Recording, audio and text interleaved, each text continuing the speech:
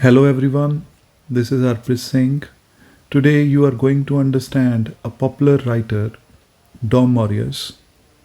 He is a writer, I would say he is a mature writer because he went to England for his studies. और क्या अलग है, कैसे questions पूछे गए हैं, वो हम सभी इसके ऊपर ध्यान देंगे। जैसे कि आपको मेरे नोट्स का पता है कि नेट सेट के जो सभी क्वेश्चंस हैं वो आपको यहाँ पे मिलते हैं ब्राउन कलर के फ़ॉन्ट में। तो हमारे पास कुछ क्वेश्चंस हैं, ये हम देख पाएंगे। पहले हम जान लें डॉम मॉरियस को, और मैं ये आपको ये बताना चाहता हूँ कि जो मेरा चैनल है ये आपको बहुत बहुत ज़्यादा हेल्पफुल होगा।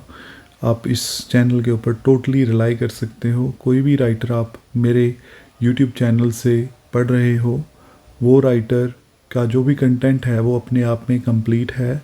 आपको कहीं और जाने की ज़रूरत नहीं है। आप सिर्फ नोट करें या मुझे कांटेक्ट करें, मैं आपको पीडीएफ फाइल भेज सकता हूँ और आप एक अच्छे ढंग से तैयारी इस चैनल के थ्रू कर सकते हैं। फिर भी फर्दर इन्फॉर्मेशन के लिए आप मुझे कांटेक्ट कर सकते हैं। और डॉम मॉरियस एक पोइट था, एसिस्ट। उसने एसेस भी लिखे और बायोग्राफीज़ भी लिखी। इसके अलावा वो एक ट्रैवलर भी था। उसने 30 किताबें उसने अपनी लाइफ में लिखी थी। उसके पिता गोवा के जर्नलिस्ट थे और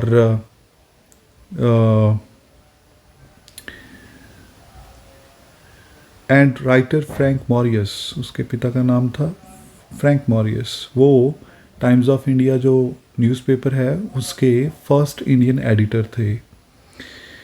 मॉरियस क्रिश्चियन कल्चर में मॉरियस का ब्रिंगिंग अप हुई। वो ब्रॉट अप हुआ क्रिश्चियन कल्चर में, यानी कि वो एक क्रिश्चियन है। डॉम मॉरियस एक क्रिश्चियन नेम है। अपने यूथ में उसने अपनी मदर का जो वायलेंट बिहेवियर था, उसके मदर के अंदर एक तरह का पागलपन था, वो उसने अपने यूथ में विटनेस किया था, देखा था। और बाद में उसकी मदर को मेंटल हॉस्पिटल में हॉस्पिटलाइज किया गया। तो उसके अलावा मॉरियस जो था अपने पिता के साथ साउथ ईस्ट एशिया, साइलन जिसको आजकल श्रीलंका कहते हैं, ऑस्ट्रेलिया और न्यूजीलैंड, वो अपने पिता के साथ उसने ट्रैवल किया। यानी कि हम कह सकते हैं कि डॉम मॉरियस को ट्रैवलिंग का शौक़ अपने पिता के साथ रहने के साथ ही हुआ होगा। उसकी जो पहली कविताएं थी, उसने 12 साल की एज में पहली कविताएं लिख दी थी। और उसके अलावा उसने ग्रीन इज़ द ग्रास नाम का एक एसेज लिखे, जो कि क्रिकेट स्पोर्ट के ऊपर उसने एसेज लिखे। यानी कि हम ये यहाँ पे जानते हैं कि डॉम मॉरियस को क्रिकेट खेलना पसंद था और क्रिकेट के साथ साथ वो लिखता भी था, और इसीलिए तो उसने क्रिकेट के ऊपर एसे लिखा जिसका नाम था ग्रीन इज़ द ग्रास। और उस टाइम सिर्फ वो, उसकी उम्र सिर्फ 13 साल की थी। 16 साल की एज में वह यूनिवर्सिटी ऑफ ऑक्सफोर्ड चला गया। उसके पिता भी यूनिवर्सिटी ऑफ ऑक्सफोर्ड पढ़े थे। तो भाई एक चीज़ जो है, that is now quite confirmed that the family is a rich family who can go to abroad for higher education.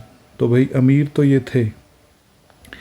तो 16 साल की एज में डॉम मॉरियस ऑक्सफोर्ड पढ़ा और वहाँ पे वो जो पॉपुलर राइटर थे, जैसे कि W.H. Auden, Stephen स्पेंटर, Francis bacon, इन पोइट्स के साथ वो कंपनी में रहा। यानी कि जो 1930s के मार्क्सिस्ट पोइट थे उनके साथ ये रहा।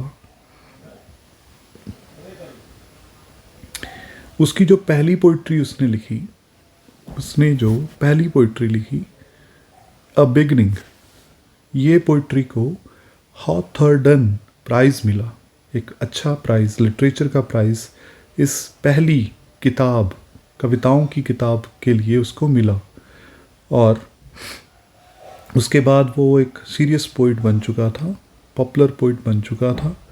उसके बाद उसने जॉन नॉबडी नाम की पोइट्री कलेक्शन दी और उसके बाद उसने बेडलैम एटसेट्रा नाम की पोइट्री कलेक्शन दी और इसके साथ में उसने एब्सेंसेस शीर्षक के साथ, टाइटल के साथ अपनी कविताएं दी।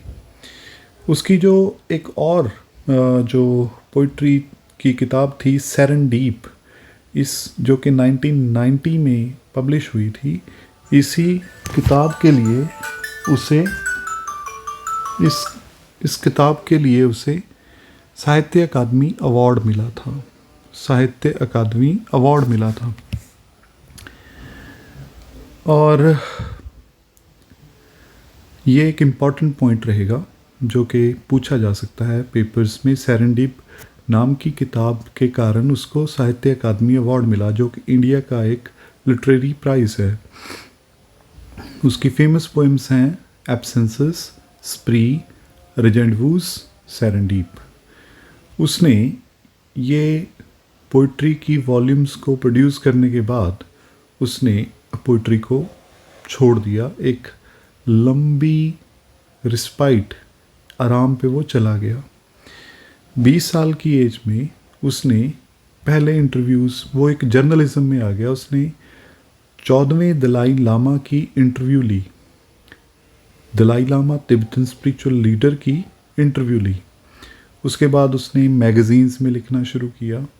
उसने पॉपुलर मैगज़ीन एशिया मैगज़ीन में अपने आर्टिकल्स दिए। उसके अलावा उसने बीबीसी के साथ 20 टेलीविज़न डॉक्यूमेंट्रीज़ की और इसके अलावा वो अल्जीरिया, इज़राइल और वियतनाम में वॉर कॉरेस्पॉन्डेंट के तौर पे भी उसने काम किया। उसने यूनाइटेड नेशंस के साथ भी काम किया, यानी कि उसका जो करियर था वो काफ़ी रिच था। He was not bound just to write poetry, he was also in the field of journalism. और लास्ट में वो फिर 1987 में उसने एक और कविताओं की किताब दी जिसका नाम था कलेक्टेड पोएम्स। उसने अपनी ऑटोबायोग्राफीज़ भी दी हैं। ऑटोबायोग्राफीज़ स्वय जीवनी उसने दी है।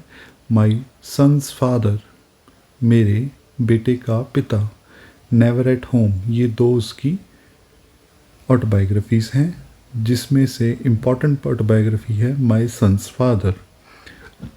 उसने बायोग्राफी भी लिखी, इंदिरा गांधी की जीवन के ऊपर उसने बायोग्राफी जीवनी लिखी जिसका नाम था heirs to destiny, heirs to destiny. तो ये जो था ये उसके बारे में है। और आगे जो क्वेश्चंस हैं आप देख पा रहे हो, ये आप बड़े ही आराम से इसको डील कर पाओगे। Thank you so much.